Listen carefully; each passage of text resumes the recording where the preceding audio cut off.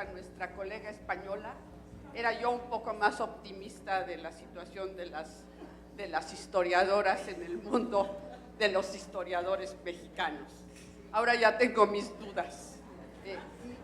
Tengo cierto pensamiento filosófico, así es que la duda siempre me ha acompañado, pero hoy me la despertó muy fuertemente. Bueno, de todas maneras tengo que acudir a mis circunstancias, los años que he vivido, y darme cuenta que yo viví del México de 20 millones de habitantes que no pueden estar equivocados, era un anuncio de la victoria, en 1940. Esta ciudad no llegaba, empezaba a traspasar el 1.000.000 de habitantes, era maravillosa. Pero tuvo esa explosión demográfica que parece ser que la más grande del mundo, incluyendo a la India y a los demás, porque aquí no hubo todas las cortapisas. De pasar de 40 millones, de 20 millones en 40 a 100 millones en 2000. Y gracias a que se empezó a hacer algo, o sea, apareció el Consejo Nacional de Población y empezó aquella campaña muy tímida de la familia pequeña vive mejor en los 70s, pero que nos ahorró 30 millones de mexicanos. Bueno, dentro de este mundo, yo entré a la preparatoria de la UNAM en 48 y éramos 5 mujeres y 48 hombres en mi grupo. Es decir, esta proporción. 10 años después, 11 años después que yo empecé a dar clase en la prepa, mis alumnas eran prácticamente mitad y mitad. Es decir, esto me hace ver que ese lugar de las mujeres ha sido importante y que hoy, por ejemplo, los postdoctorados son más mujeres que hombres y se doctoran antes que los hombres, tienen muy buenas calificaciones, en fin.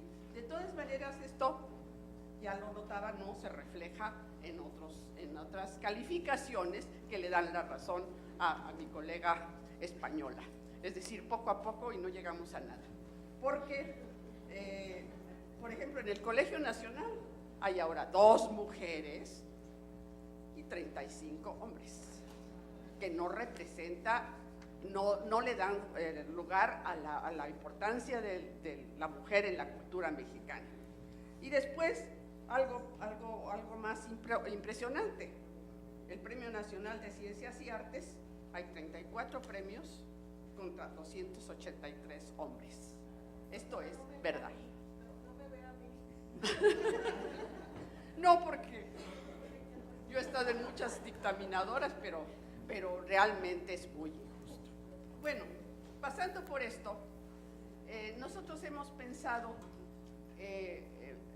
empezar a ver cómo era la historia en general en nuestros países, porque hay diferentes, han tenido diferentes desarrollos el continente, y el lugar de las mujeres en ese mundo. En el México coincidió esta explosión demográfica con la profesionalización de la historia. Entonces las mujeres entraron más o menos en este mundo, pero prácticamente no había habido historiadoras. Yo recuerdo que en la Facultad de Filosofía tuve una sola profesora, mujer. Los de didáctica y esos que no eran de la carrera realmente eran mujeres, pero en historia solamente una. Entonces, esto les da a usted una idea de que sí ha cambiado muchísimo la situación, porque don Edmundo Gorman, poco antes de morir, unos meses, 2 meses o algo así, me dijo, no, pues ya la historia está en manos de mujeres. Y sí, somos el mayor número.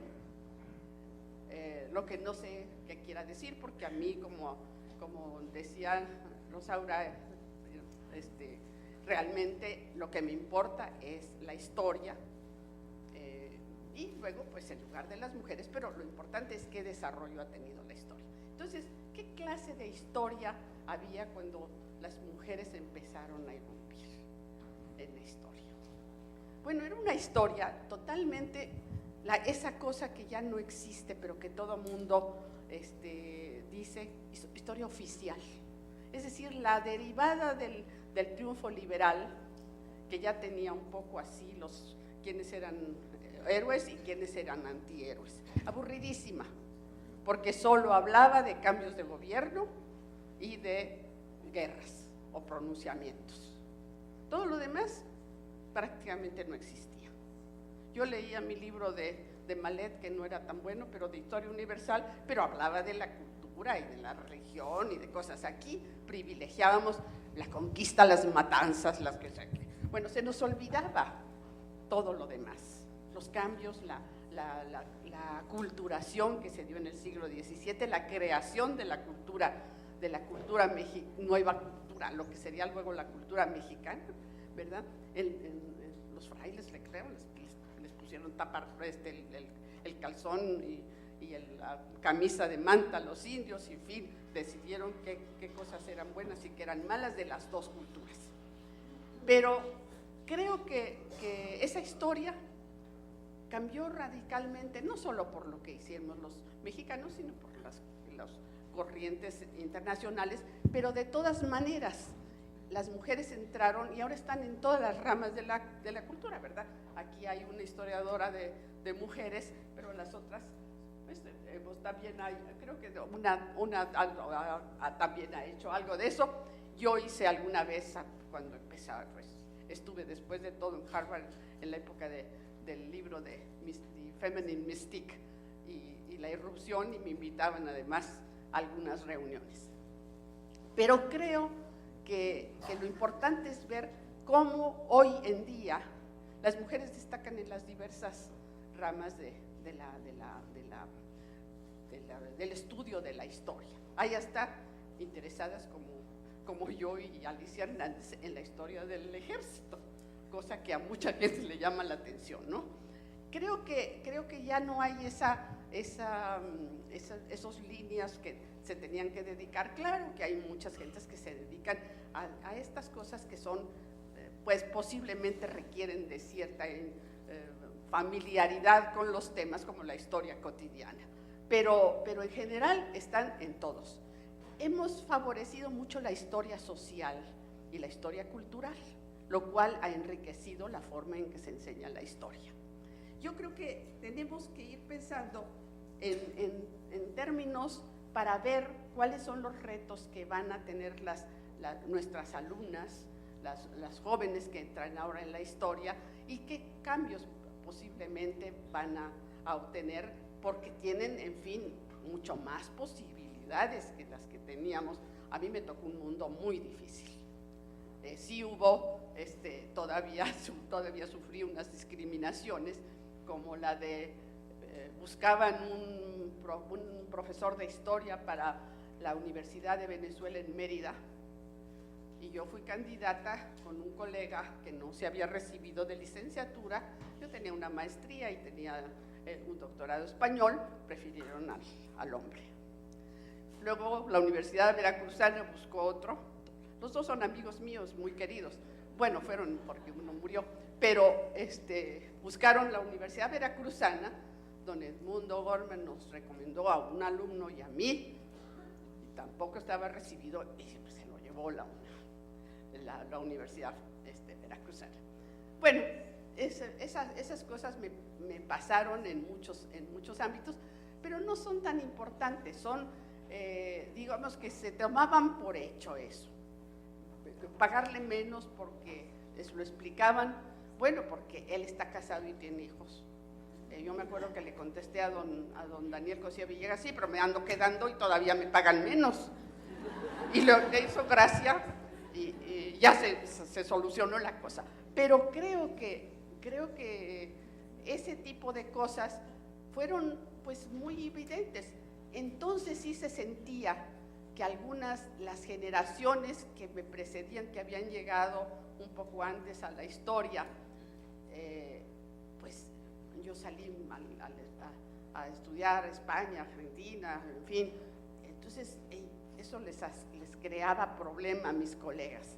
Entonces sufrí de los dos lados y de dos instituciones, o de tres o de cuatro, no importa.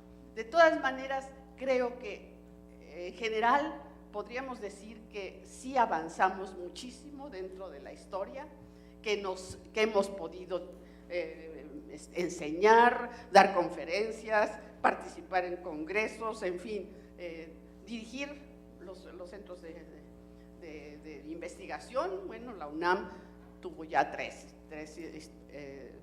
mujeres en la dirección, en el colegio ha tenido varias, entonces no importa, pero todavía no tenemos una rectora de la UNAM, ya tenemos una directora del POLI, o no como se llame, que ya es un avance, tampoco presidenta del Colegio de México. Entonces, todavía nos queda camino. Entonces, bueno, para ver, yo no sé tanto de cómo han sido, sé bastante de Estados Unidos porque lo viví, y allí fue donde sentí la diferencia de ser mujer así, más evidente que en México, porque era mucho más machista. Descubrí también, casada con un alemán, que los hombres mexicanos eran menos machistas que algunos tejanos y alemanes, y en alemanes casi todos. Entonces, creo que será muy interesante comparar las perspectivas de tres países. Vamos a empezar por Argentina porque es A, ¿verdad? Bueno, tenemos aquí con nosotros una buena representante de Argentina, Marcela Ternavasio. Bueno, tiene todos sus títulos, todos los estudios en fuera y dentro de Argentina, una trayectoria de enseñanza y de investigación muy evidente y publicaciones importantes.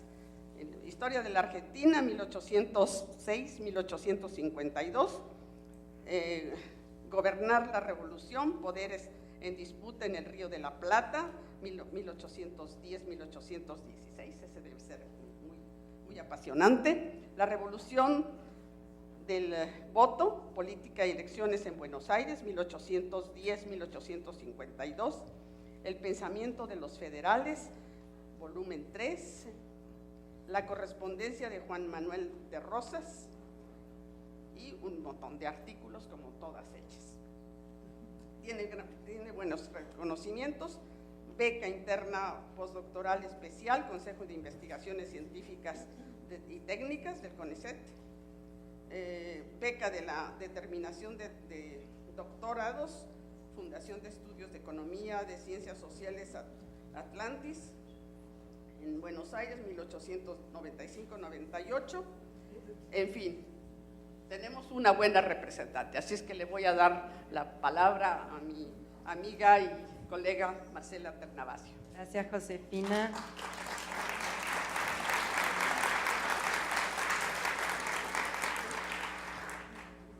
Bueno, yo aunque me repita, no puedo dejar de agradecerles a Consuelo, a Conaculta, a Josefina.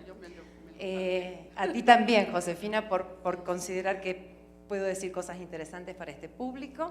Espero estar a la altura, pero bueno, realmente nos han hecho sentir muy cómodos y supera las expectativas con las que uno ha llegado a este encuentro. Así que bueno, gracias a todos. De las tantas cosas que uno querría decir en un encuentro como este, y puesto que ya hemos hecho el precalentamiento en los 2 días anteriores, voy a empezar porque la idea era hacer intervenciones cortas para luego ir retomando distintos ejes. La cuestión de la profesionalización, de la que nos hablaba Josefina. Y querría empezar en realidad por retumba, siempre tengo el trauma de que grito, ¿no? ¿Está bien? Ok. Y quisiera empezar en realidad, antes de hacer algunos comentarios sobre el tema de la profesionalización de la historia en Argentina, sobre lo que creo es un zócalo